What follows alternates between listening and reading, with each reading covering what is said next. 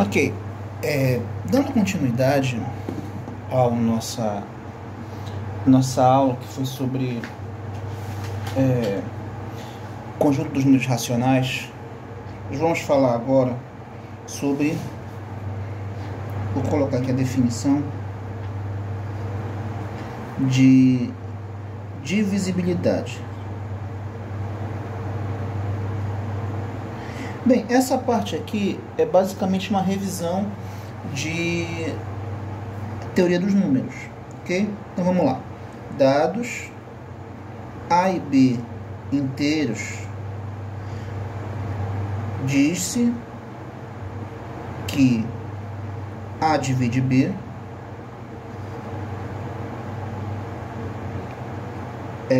e escreve-se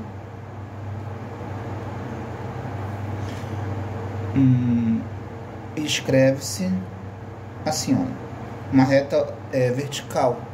A divide B quando existir M inteiro tal que A vezes M é igual a B, ok? Deixa eu ajeitar aqui a câmera. Por exemplo, eu posso pegar eu sei que o 2 divide 6. Por quê? Pois nós já provamos, né, que 2 vezes 3 é igual a 6. Okay? Ou seja, existe um inteiro, tal que 2 vezes esse inteiro vai dar igual a 6. Portanto, 2 divide 6. Ok? Agora, vou dar continuidade nessa revisão, né, que é basicamente uma revisão de teoria dos números. Nós vamos definir definição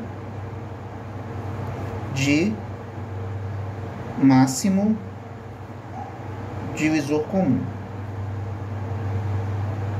ou seja, o MDC, tá? Então, eu tenho aqui dados A e B inteiros. Vou colocar aqui, vou amarrar aqui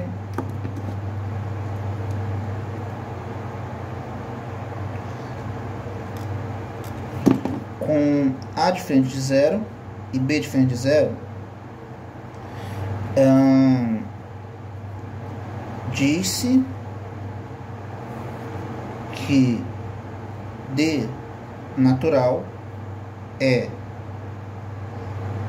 máximo divisor comum de A e B, e escreve-se que o MDC de A e B é igual a D quando... Bem, tem que acontecer duas coisas.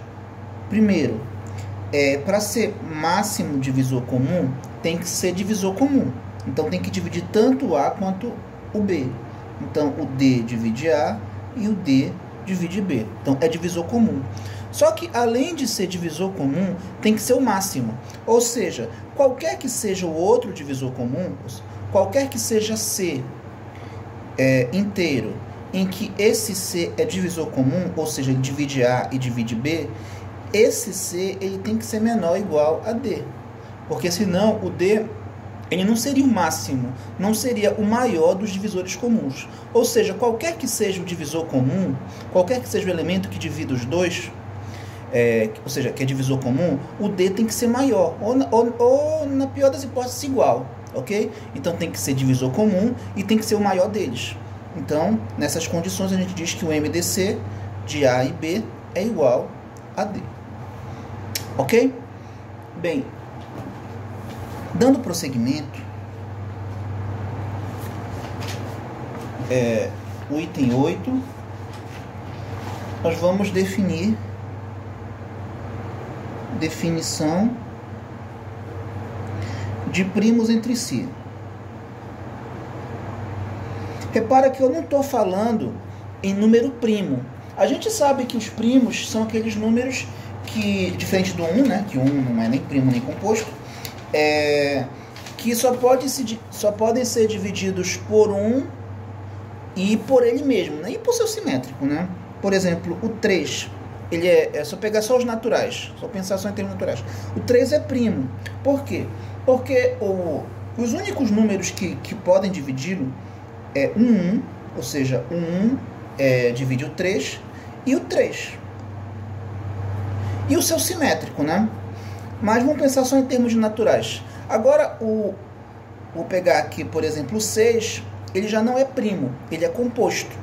O 3 é primo e o 6 é composto. Por que ele é composto? Porque além do 1 divide o 6, né? E o 6 também divide o 6, eu tenho outros números, como por exemplo o 2. O 2 divide o 6, né? Porque a gente sabe que 2 vezes 3 é 6, né? Tudo bem, gente? Então, isso aqui a gente já sabe de teoria dos números.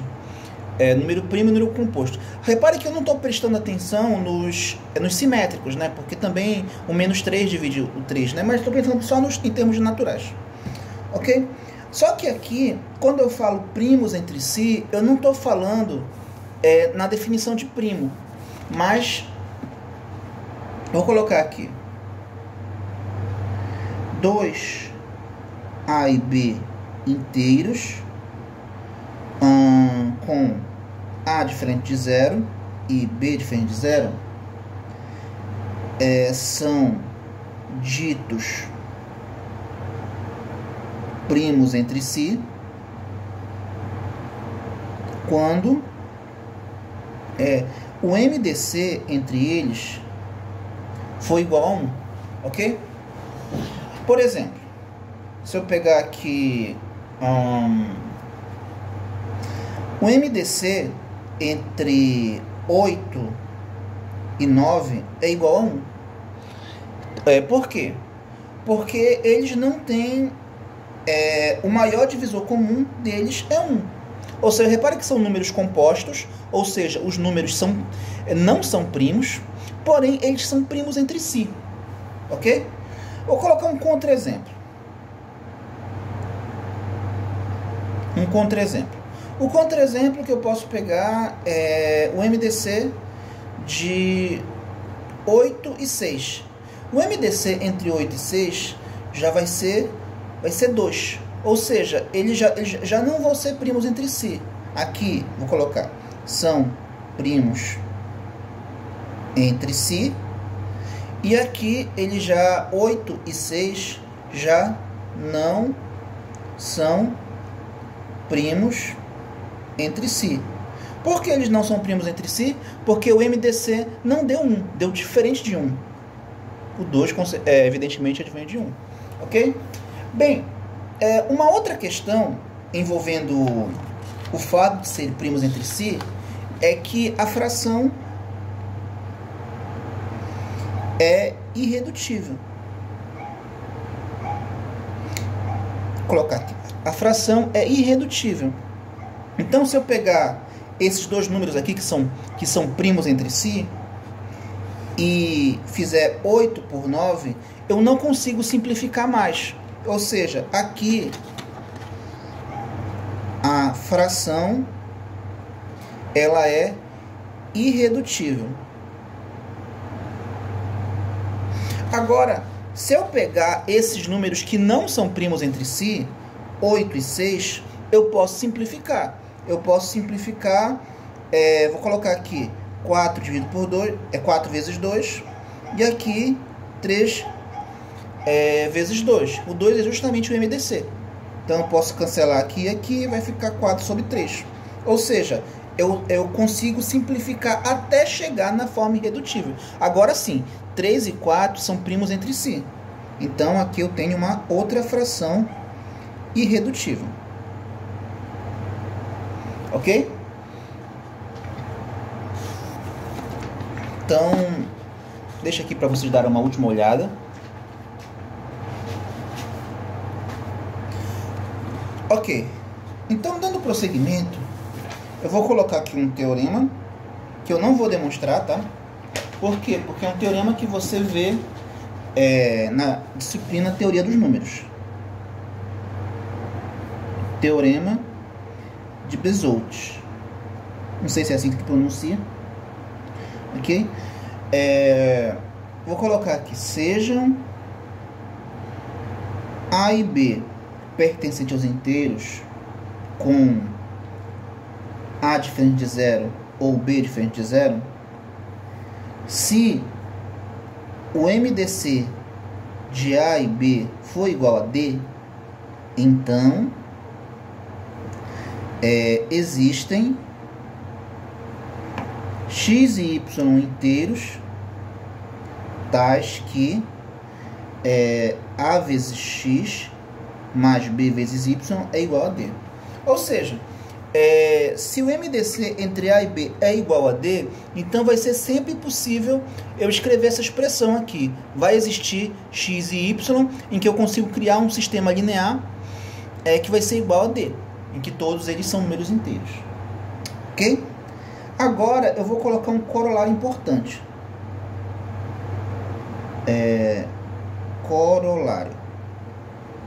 Corolário é uma consequência de um teorema, ok? Então vamos lá. Sejam AB inteiros com A diferente de zero e B diferente de zero. Vou colocar aqui. A e B são primos entre si. Se e somente se existirem x e y inteiros tais que ax mais by é igual a 1. Ou seja, aqui já eu tenho um se e somente se. Ou seja, vale a ida e a volta. Se A e B são primos entre si, então eu consigo escrever essa expressão. Se eu conseguir escrever essa expressão, então eles são primos entre si. Ou seja, vale a ida e a volta. Ok? Então, eu vou chegar num resultado aqui que eu vou usar na próxima aula. Mas eu vou colocar logo aqui, tá? Só pra gente já ir se adiantando. Chamar aqui de item 11, é uma proposição, tá?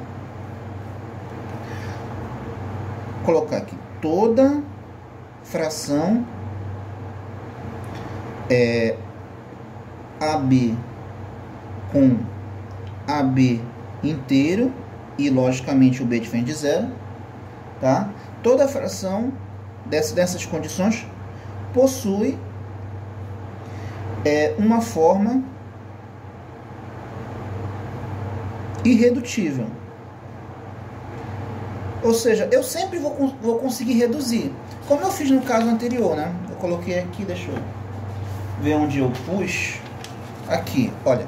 Eu tenho uma fração que não está na forma redutível. Eu consigo sempre simplificar até chegar numa forma redutível. Só que repara, eu fiz um exemplo. Eu quero provar que vale para qualquer caso. Então, em vez de colocar números particulares, eu coloquei letrinhas, né? Eu coloquei A e B. Qualquer que seja A e B inteiros com B diferente de zero, eu sempre consigo achar, né, uma forma irredutível para essa fração. Ok? Então, vamos fazer a prova aqui rapidamente. Prova. Então, se eu tenho... vou repetir aqui os dados, tá? Dados A e B inteiros com B diferente de zero. Seja... Vou chamar de D, tá? O MDC entre A e B... Então, pelo teorema de Bezout, né? Vou colocar aqui. Pelo teorema de Bezout, tome Mn inteiros tais que... ou melhor, antes do teorema de Bezout, vou riscar aqui, tá? Vai ficar meio bagunçado, mas eu queimei uma etapa aqui. A primeira coisa é que o MDC ele é o máximo divisor comum. Se o MDC é o máximo divisor comum, então ele é divisor comum, tá? Então eu vou colocar como o D divide A e o D divide B, ok? Como eles são, o D é divisor comum, divide ambos. Agora sim, tome M e N inteiros, tais que D vezes M é igual a A e D vezes N é igual a B. Okay? Repara que eu estou usando a definição de dividir, né? De divide, perdão. Dizer que D divide A significa dizer que existe um M, tal que D vezes M é igual a A. E dizer que D divide B significa dizer que existe um N, tal que D vezes N é igual a B, em que M e N são inteiros, tá? Aqui eu vou usar depois o teorema de Bezold. Primeiro vamos a essa informação. Se o D é máximo divisor comum, então ele é divisor comum. Se ele é divisor comum, ele divide os dois. Se ele divide os dois, aplicando a definição de divide, né, eu vou chegar nessas duas expressões aqui. Agora sim, eu vou colocar aqui, pelo teorema de Bezold, existem, em vez de chamar de M e N, eu vou chamar de XY. Existem XY inteiros, tais que AX mais BY é igual a D, né? Isso foi o que nós afirmamos no teorema de Bezold, né? Se o MDC de A e B é igual a D, então existem X e Y, tais que AX mais BY é igual a D, ok? Assim, agora eu vou fazer o seguinte, eu vou substituir. No lugar do A, eu vou colocar D vezes M, e no lugar do B, eu vou colocar D vezes N. Eu vou substituir dm vezes x, e no lugar do B, eu vou colocar dn vezes y. Estou riscando muito, deixa eu apagar aqui.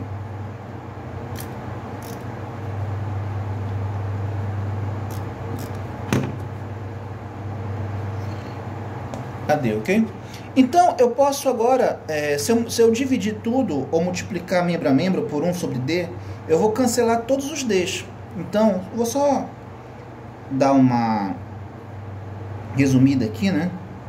Se eu multiplicar membro a membro por 1 sobre D, eu vou cancelar, porque eles são simétricos multiplicativos. Eu vou ter só M, X, N, Y igual a 1. Ok? Então, nessas condições, eu cheguei numa expressão que dá 1. Então, assim, vou colocar daí, pelo corolário anterior, eu posso dizer que o MDC de M e N é igual a 1. Ok? E, portanto, M e N são primos entre si. Ok?